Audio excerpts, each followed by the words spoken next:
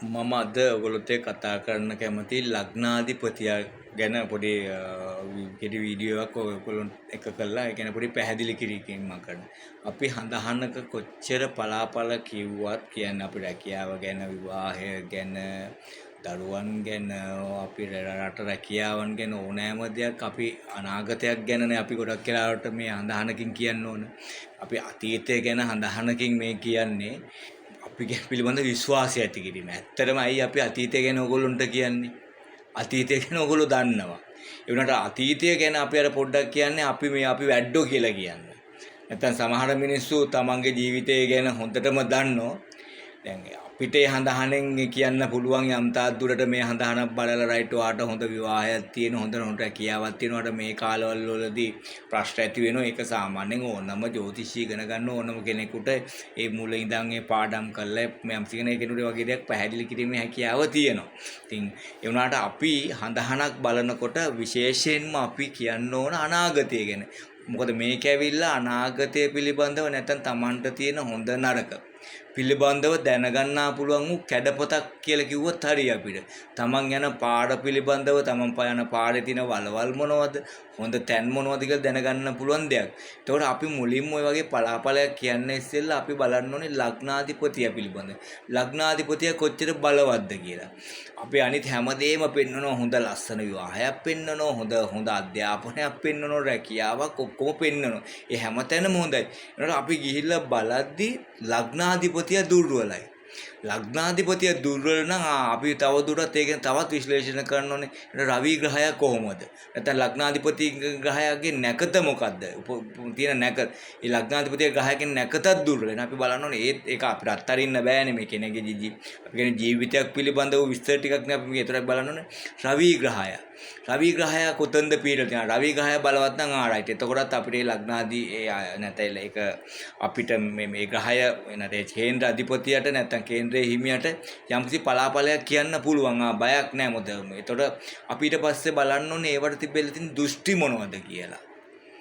නැත්නම් සමහරලාට ඒ දේවට ඇවිල්ලා දැන් තියෙන පාපකර දෘෂ්ටීන්ගෙන් ඒගොල්ලෝ ගොඩාක්ම දුබල වෙලා නම් අපි එතනදි සෑහෙන සැලකිලිමත් වෙන්න ඕනේ. ඒකම අපි ඒවත් එක බලන්න ඕනේ ඒ කාලවල වලදී ඒගොල්ලොන්ට මොනවද ජන දසාවන් පව අපි ගැන පිළිබඳ පොඩි අවබෝධයක් අපිට තියෙන්න ඕන.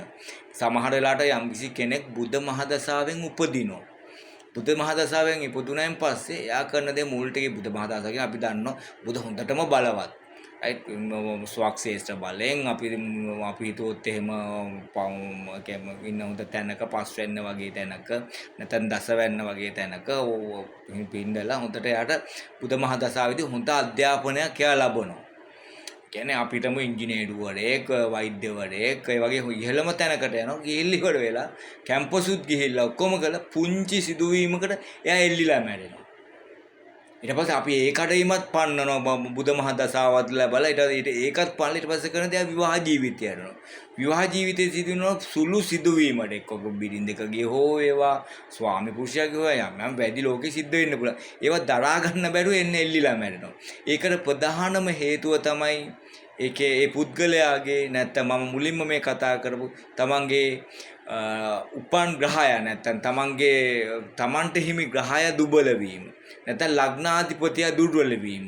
අන්න එතකොට අපි ඒ ගැන ගොඩාක්ම සැලකිලිමත් වෙන්න ඕනේ. අපි ඒ වෙනකොට අපි හොයලා බලන්න ඕනේ චන්ද්‍ර කේන්ද්‍රය සහ සූර්ය කේන්ද්‍රය බලවත්ද කියලා බලන්න ඕන. ඊට පස්සේ ඒවට ඇවිල්ලා ඒ කියන්නේ පාපකට්ටි වෙලාද කියලා බලන්න ඕනේ. ඒ වගේ ගොඩාක් හේතු බලලා තමයි අපි පලාපලයක් කියන්න ඕන.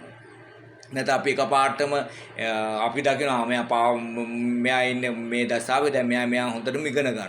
අපි ඉගෙන ගන්න ගමන් අපිට පේනවා මෙයාට මෙන්න මේ දසාව පැන්නා මේකෙන් පස්සේ මෙන්න මෙයාට මෙන්න මේ අවස්ථාවේදී මෙයාට ලොකු මාරකයක් හිටිනවා. ලොකු බලපෑමක් ඇති කරනවා.